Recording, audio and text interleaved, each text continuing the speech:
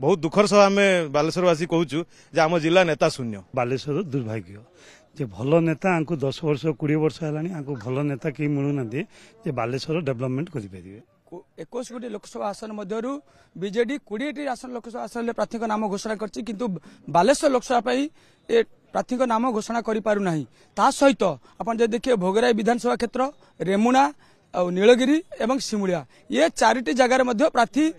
को नाम घोषणा करि पारु नाही बीजेडी। जदियो बालेश्वर ग्रीष्मर उष्णता सामान्य कमी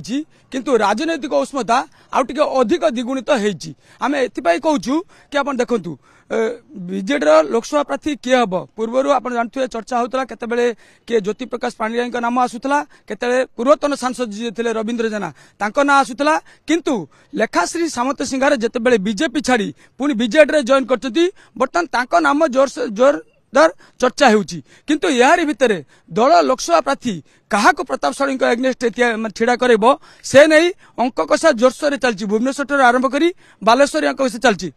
केवल सेतिक नुहे ता सहित जो द्वंद्व लगी रही कौन पाई लोकसभा आसन सहित जो विधानसभा क्षेत्र में आसन बा नाम घोषणा हो पार नहीं या पछरे कौन रही कारण कौ जगह बीजेडी को टेंशन रही जे कि लोकसभा सहित 4टी विधानसभा क्षेत्र ना घोषणा कर पार नहीं। ओटीवी समस्त दर्शकों को आम मिशन पड़िया खेलाड़ी संघ तरफ अशेष अशेष शुभकामना शुभ सकाळ। ये जो भाई आमर प्रश्न पचारि ओटीवी प्रकाश भाई ता विषय केवल गोटे कथा कहले तो हबनी जदि स्वल्प समय भितर मु चेष्टा करी गोटे प्रमुख बिंदु उपरे समस्त नजर आकर्षण करने से बिंदुटी है लीडरशिप। आमर सौभाग्य कही पारंती किंबा दुर्भाग्य कही पारंती बालेश्वर जिला सबुठु शिक्षा क्षेत्र में सबुठु आगुआ थाई भी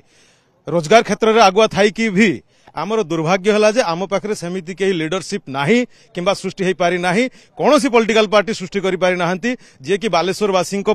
बालेश्वर जिला बालेश्वर जिलार सर्वांगीन उन्नति काम करिवो। एई लीडरशिप रो घोर अभाव होउची ट्रांसलेट होउची जे तळ स्तर रे समस्ते निजको नेता कहउचंदी सेही कन्फ्यूजन टी होउची जे आज कौन सी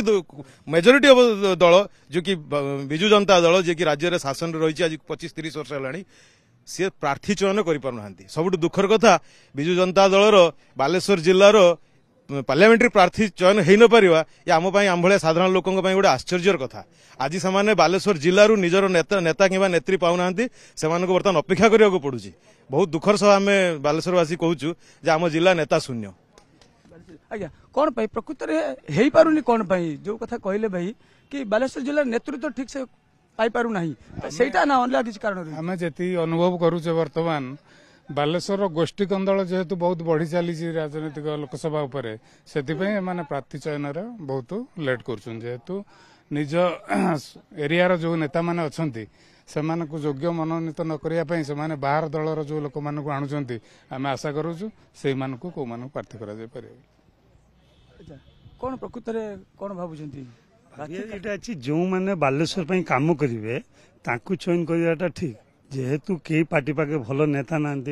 से दल बदल जी कर आणिक टिकेट देवाई चेष्टा करम बालेश्वर दुर्भाग्य जे भल नेता आंकु 10 वर्ष 20 वर्ष है भल नेता कहीं मिलूना जे बालेश्वर डेवलपमेंट करेंगे यहाँ हूँ आम बालेश्वर दुर्भाग्य।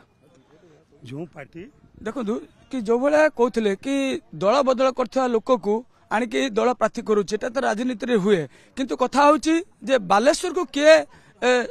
उपस्थापन करि परिबो एवं बालेश्वर को 1 नंबर करि परिबो बा बालेश्वर स्थिति को नहीं कि से सरकार के पारे पहुंचे परिबो एभली लीडरशिप नेता पाउना बालेश्वर लोक कथा